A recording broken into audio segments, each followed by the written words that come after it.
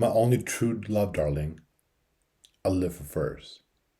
But first, Five God on the beat.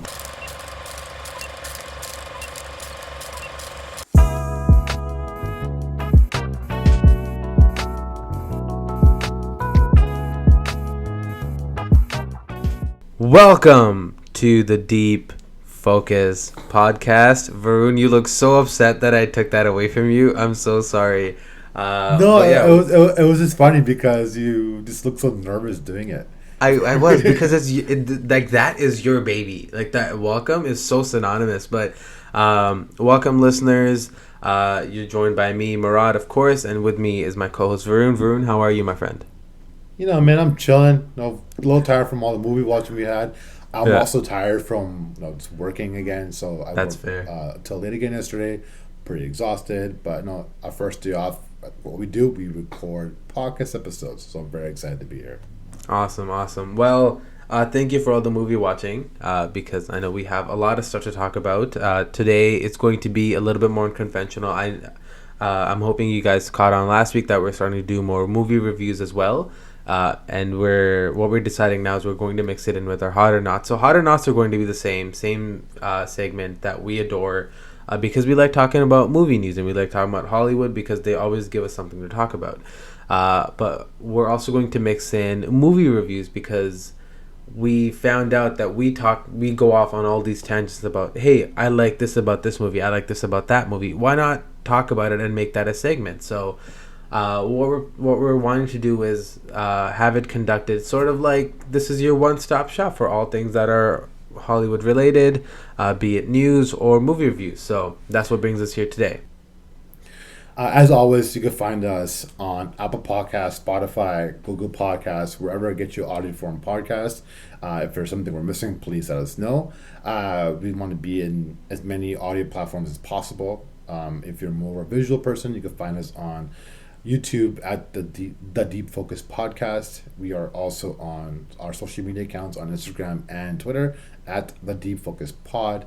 And now, since we're doing movie reviews, please submit the movies you want us to talk about. So we are available at the Deep Focus Podcast at gmail.com. We're always checking our emails. We do see all the emails we're getting in. It's not a lot of emails, but we do get them. So we're very excited when we do get them. So please make our day and let's get an exciting fan mail. The movie we'll be talking about today will be Cruella to start off with. And then we will talk about the Friends reunion that was recently on HBO Max. And then we'll end up with Hot or Not. So the first thing I want to talk about, like I mentioned already, is Cruella. Mm-hmm. So Cruella is available right now on Disney Plus Premiere. So you can rent it on there for an additional cost on top of your monthly subscription. What was my first question for that movie? Again, spoiler free.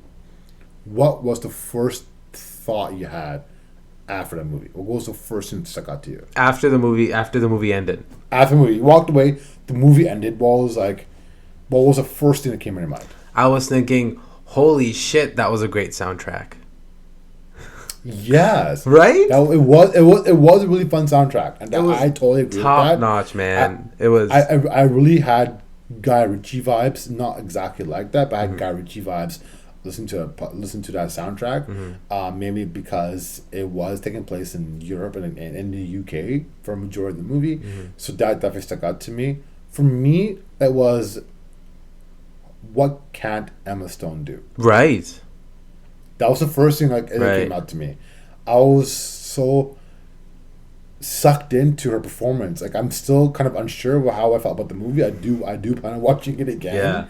I do have my thoughts on it for sure, but she absolutely stole the show. She was fantastically evil. She was charming. She was playing multiple roles. So she, for anybody who has no idea what the movie's about, the short version of it, it's a Estella / Cruella origin story. Emma Stone's character, who grows up as, is it Estella or Estelle? Estella. She grows up in that, and you sort of see her transformation to Cruella, which reminded me a little bit, not exactly, but a very little, about Joaquin Phoenix's Joker. So Mm-hmm. I kind of had that vibe from that in a Mm-hmm. very good way Mm-hmm. when it comes to her personality transformation.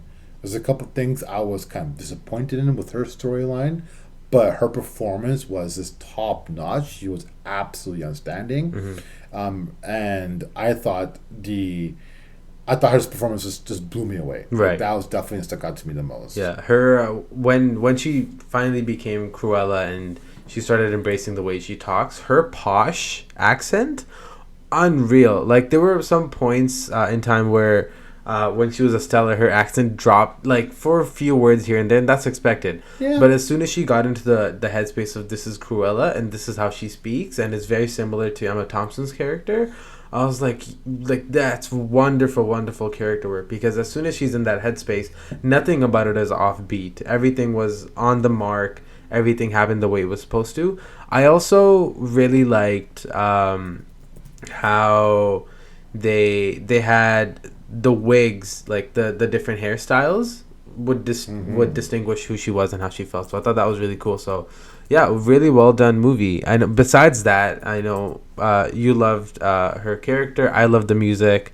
But you said there was a few things that you had words about, or maybe you didn't like.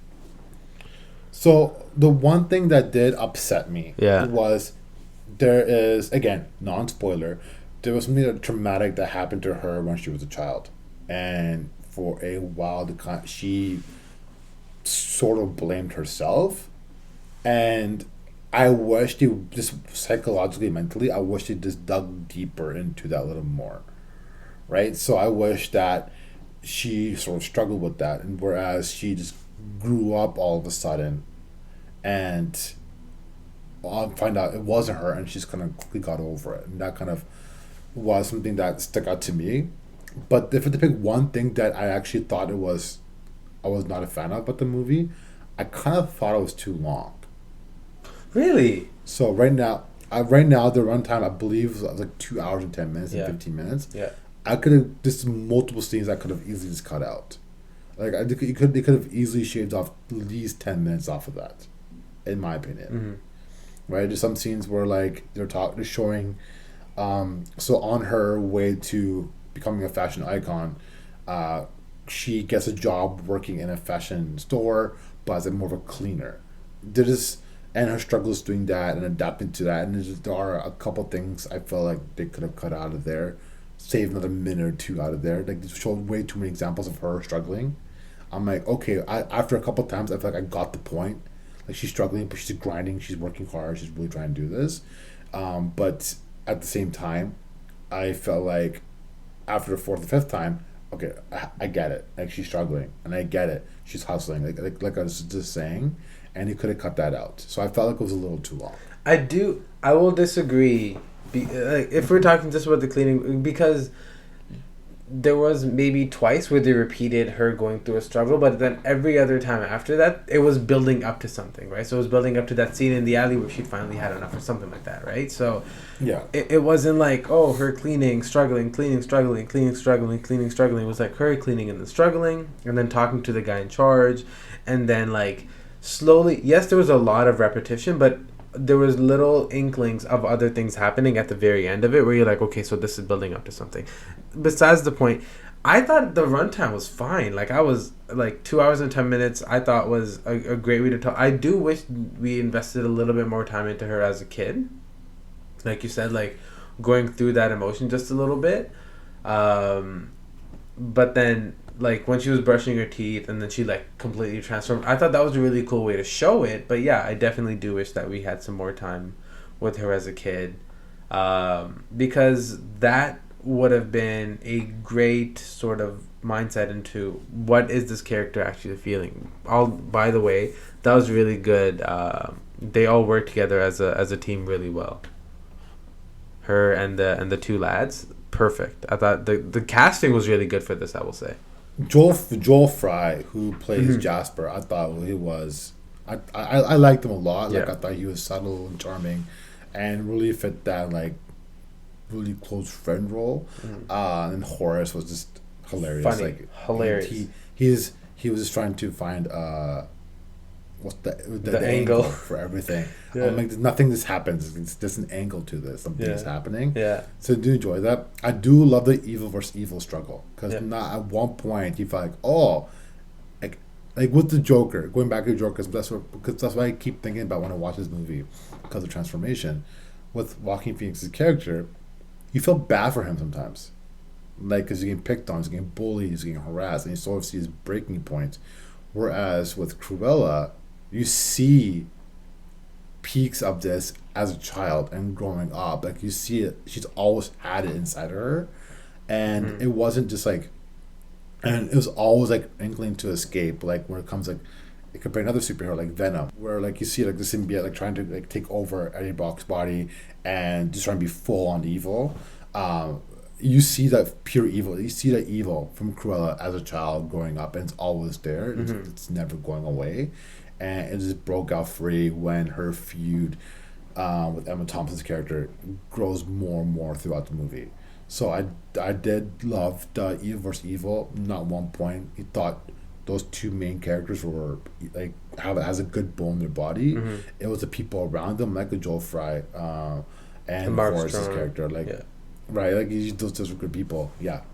Yeah, there was some points in that movie where I was like, oh, I really don't like Emma Stone's character, and like I hadn't felt that way in a while because like I was just thinking from the beginning when she was like struggling, I was like, oh man, I feel really bad for her, and then as soon as she transformed, she started treating people a bit differently. I was like, yo, I don't like her character right now. I don't like what's going on, but her redemption arc was really like That's why I think like the pacing of this movie was fantastic, and This is one of the better scores, I'll say, or one of the better scores and soundtracks that I've seen.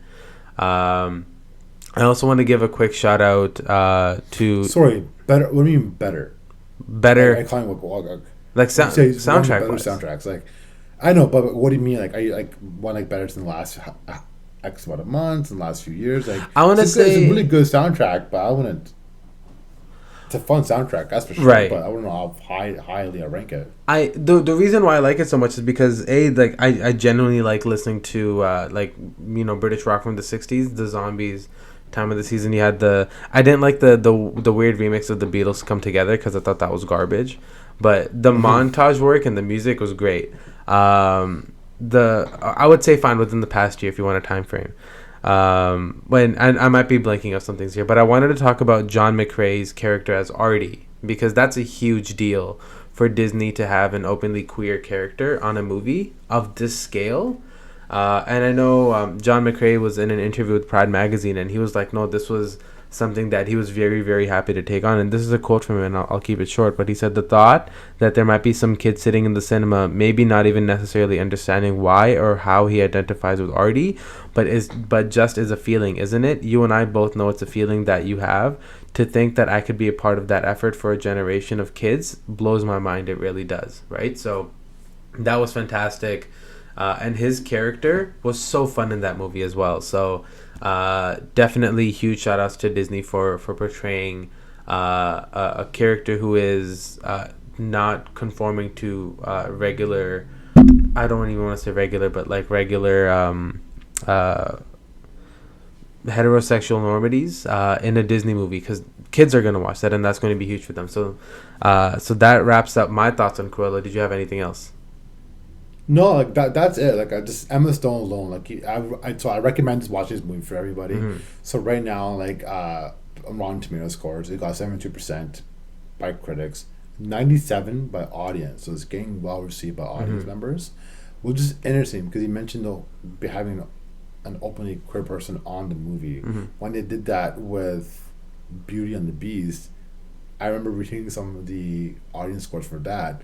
And it got ripped for that. So I'm hoping that means that people are growing with these movies, or the right people are just watching these movies now. So it's a fantastic movie. With the scores being out there now, if out of 10, what would you give it? I really liked it. I'm gonna give it an 8. Okay, that's a fair score. I'm gonna give it 7.5.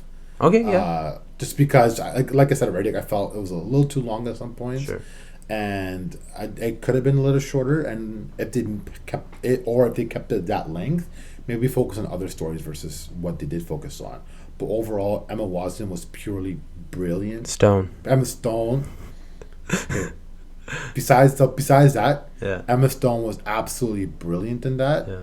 and for her performance alone, I thought it was worth the rent. I thought it was worth the watch. But to talk about a bigger release last week, Friends reunion finally came on to HBO Max. Mm-hmm. What was your thoughts going from that? So, I'm not sure if you guys know, there was a show called Friends in the 90s. It was pretty big. I'm not sure if you've heard of it. But they had a reunion after, what, like 20? How many years since It's it? 17 years. 17 years, I right? think I'm saying 17. A long time. It's a long Yeah, time. a Almost while. 2 decades. Almost two decades, yeah. When I went into it, I was crying. Not right at the beginning, but watching Phoebe walk through that set. This is spoiler free.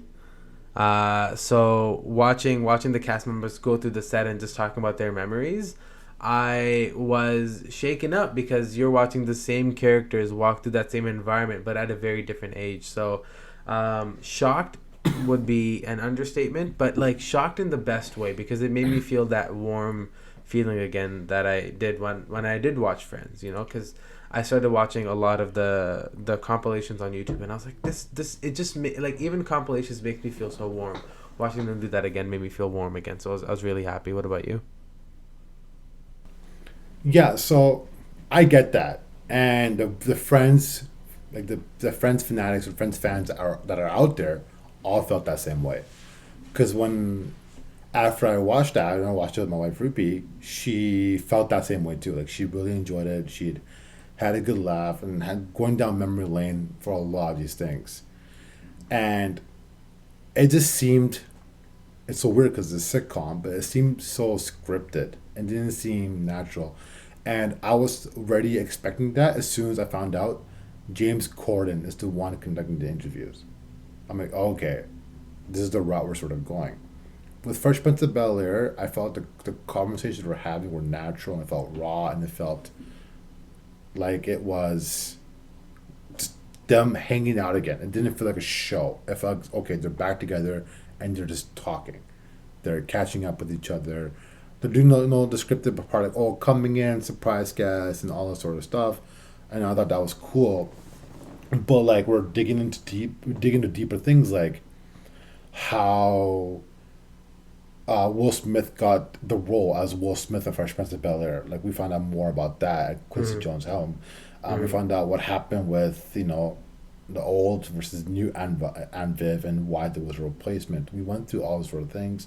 We went through some real raw emotions. And whereas Friends, it was just more of, it felt like a Friends show again. Like if you love the Friends TV series, you'd love this. And I get that part, but I just didn't, as a reunion show, I was hoping to get more questions answered. And there's certain things that like I know certain topics they will not touch base about, and I don't expect that because being a sitcom, that's not the purpose of that.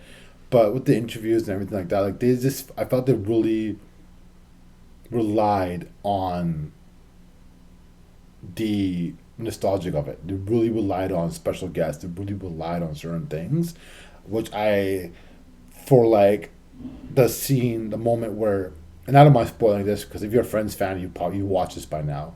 But like the moment where Jennifer Aniston and David Schwimmer talk about like their potential off-screen romance, dig into that a little more. Like what really happened. And I felt like that, and to me, that felt like that was scripted. James Corden would not ask that question if he didn't have approval. He doesn't have the balls to ask these tough questions. So that even that question felt really scripted and like I got approval and everyone like that because the way everyone behaved and reacted and everything. I kind of wish they went through Matthew Perry a little more because he had a lot of demons. Yeah. A lot of demons he was battling, which we like if you just look at his physical stress that he's gone through each season, it was always fluctuating. And he touched for a second about how much of a wreck he was when no one laughed at his jokes. but they brushed it off and went on to the next thing right away. So I just felt like it just they didn't. It felt like a money grab. All reunion shows are money grabs already, but this felt like more money grab than anything else, and I was It very also, disappointed with that. yeah, I'm not sure if you felt it, but I also felt at some points, first and foremost, Matthew Perry did not talk much. He had, I want to say, I think I counted. It was like he spoke 10 times, like within that whole And thing. yeah, He didn't and talk only much. and only one time, was something personal. Everything else like a little jab and little Chandler type like Yeah, reactions and remarks. It yeah. wasn't right. So I did feel a little raw from that, but Mm-hmm. some bright points. You know what, Matt LeBlanc, like Joey is still he's my dude. He was amazing. I loved him. Just Lisa fun. Kudrow again. Lisa Yeah. Kudrow again. This is amazing. Like, so there definitely are some more bright points of that. And if you're a Friends fan, like you will love this reunion. Like, because it's like we binging all the shows again, but he's doing it in an hour and 40 minutes or whatever they do for Yeah. going through that. So like if I had to like rate the Friends thing, like personally for me, I would give a 5 out of 10. Sure. Yeah. Yeah, 5 out of 10. I'd say yeah 6. The only reason why is because I think the saving grace was that trivia game that they had, because that was really fun to watch. However, it did feel like there was some, not animosity, but there was like something off between the cast, right? And I could point to this one moment where I think David Schwimmer was talking about something, and then Jennifer Aniston like summed up his point because because it felt like she was annoyed that he was taking so long to answer this question. Like small things like that, I was like, oh, like that just I didn't even felt catch weird. that. I want to watch that. I want to watch that again because I didn't even catch Watch that it. part. I think it was the first Okay. question that David Schwimmer was answering. Um, Okay. yeah. So she summed it up, and I was just like, oh, that felt a bit weird. So 6 out of 10. I was happy that they were there and they were all talking, and I wanted them to just be in the environment and talk on set. That's what I wanted more or less. Because James Corden, I was just like, like that was whatever to me. Like James Corden being there was whatever. The fashion show, whatever, But it was nice to see Joey wearing all those clothes again. But 5 out of 10 for you, 6 out of 10 for me. That's fine. Sounds good. Yeah. Let's take a quick break here, and then we will wrap up with Hot or Not. Let's do it.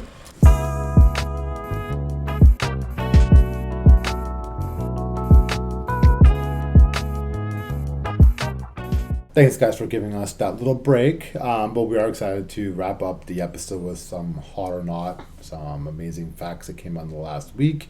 But Murad, I'm gonna get you to kick us off first. What is the first thing that popped out of you from last week? So I'm gonna stay on brand and say that there was news that came up about a new Timothée Chalamet movie, and Knew it. I saw that news. I'm like, I'm not gonna bring it up. Like, I'm just gonna let him just deal with it. But you know what? go ahead. I have the IMDb widget on my phone, and like it'll just pop up with news. And there was this like alert with like Timothée Chalamet's face. I'm like, obviously I have to read this, and it's Timothée Chalamet, Luca Guadagnino, and Michael Stolberg, who are reuniting once again after Call Me by Your Name, which was a fantastic movie.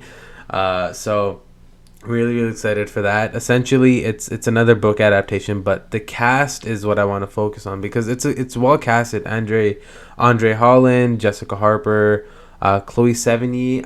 I don't know how to say her name properly, but you also have Mark Rylance and David Taylor Russell, Francesca Scorsese. So it's a cool cast. It's about the movie's called Bones and All. I guess that should have been the precursor, but it's an adaptation of a novel. And essentially it's about a person who's abandoned by her mother after a crash, her birth certificate, and that's all she has, her birth certificate and like a backpack. And so she sets off on a journey of self-discovery, and I think that's quaint.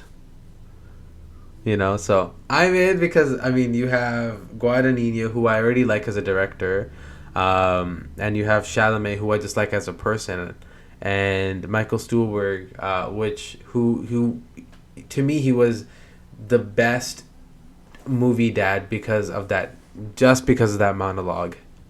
So I feel like they made that movie just for me. They're like, Murad's gonna like this. Let's make this for him. I'm in for it, man. Clearly, yeah. So, do I have to say how I feel about this? 'Cause I feel like you know already how I feel about this. I I'm can't not. tell. You're hot? I'm out. No, Oh. I'm not. I'm not. No, no, no. I'm out. I'm out. Cold, Oh. cold shower. I'm out. This is, I don't know. This does not seem something that I'm into. Okay. I haven't really jumped on the Timothy Chalamet. I know I'm butchering his name, but did it on purpose.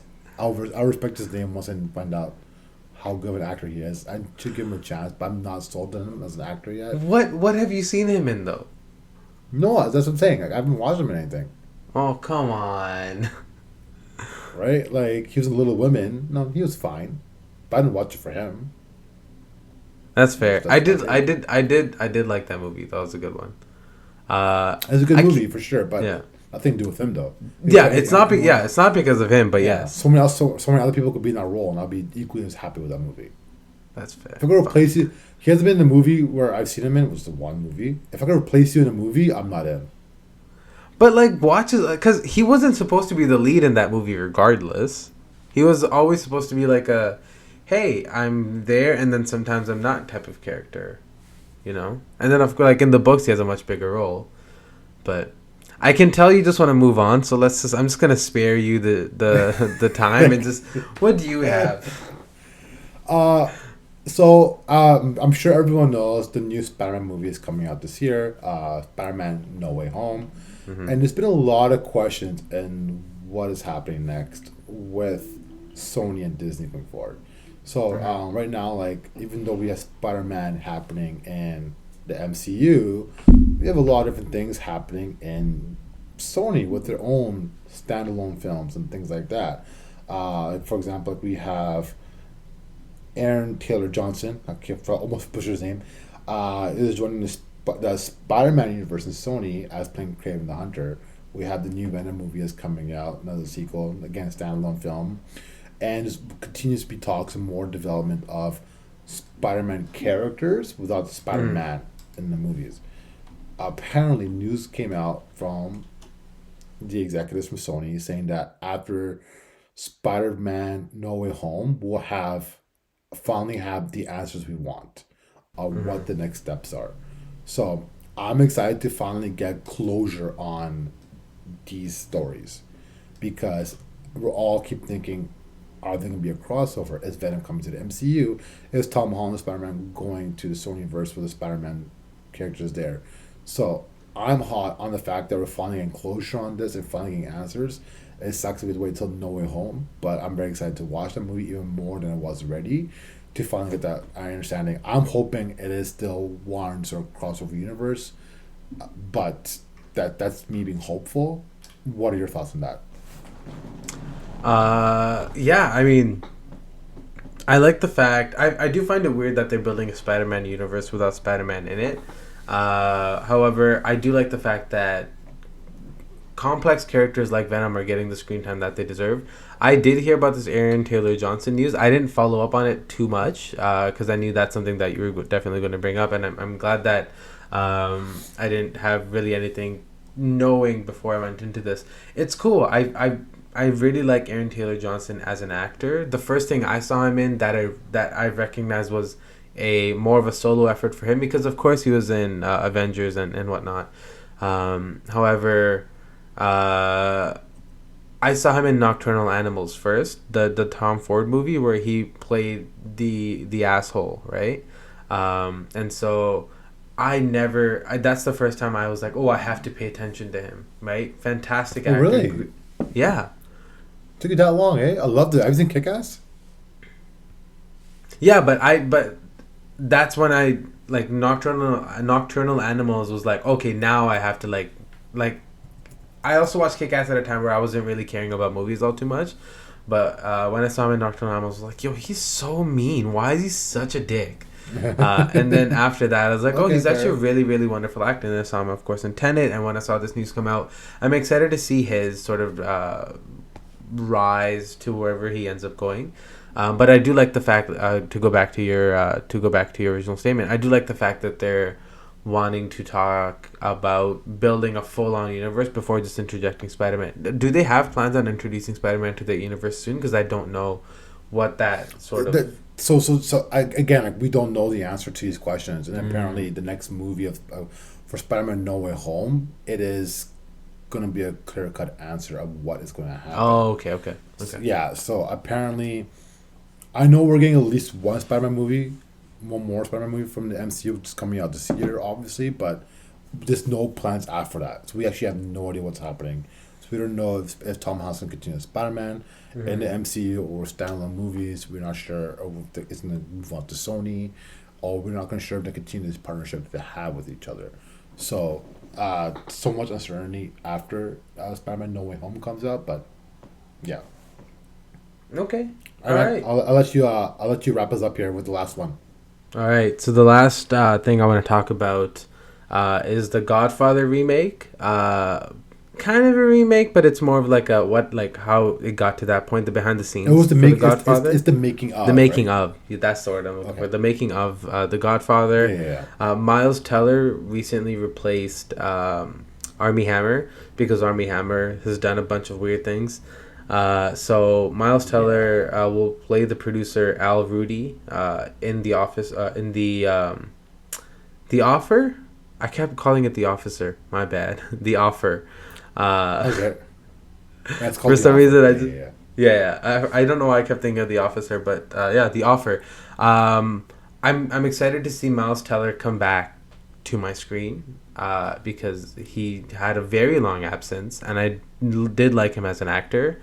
I still like him as an actor, but then he said some weird things, and then he disappeared for a little bit. He was in a show on Amazon Prime that I had no idea about, which was directed by Nicholas Winding Refn. So, but now that I know that, I'm gonna watch that and see how good it was, because I do like Refn as a director. If you've seen like Neon Demon, Only God Forgives and Drive, you'll know his style. I think Miles Teller would be an interesting fit, so I'm gonna watch that. But I'm excited to see him come back to the screen, even if it's for a TV series.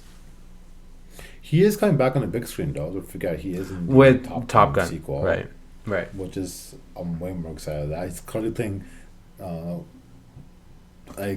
he has a whole stash and the whole everything going as Goose, and I'm so excited for that. Yeah, like, I'm so pumped.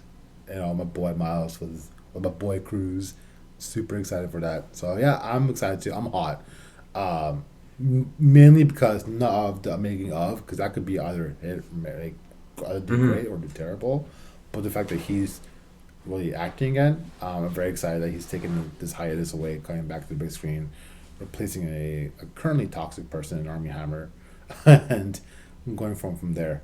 That's it, man. That's our hard knocks for today. That's our movie reviews for the day. I'm very excited.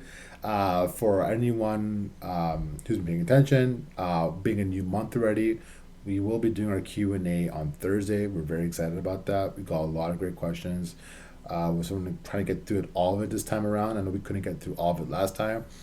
And we will continue this movie reviews next week. So next week, Murad and I will talking about Without Remorse and Wrath of Man. One Without Remorse has been out for a month now. Wrath of Man's been out for about a week. We're very excited to talk about both movies. Both, obviously, the action theme. So it's kind of outside of Murad's norm when it comes to movies. So I'm definitely more excited than he is. But yeah, tune in next week for that. And if you guys have any movie suggestions for us to talk about, please let us know. And we will love to talk about it. Until then, we will catch you guys in Flippy Flop. Peace out.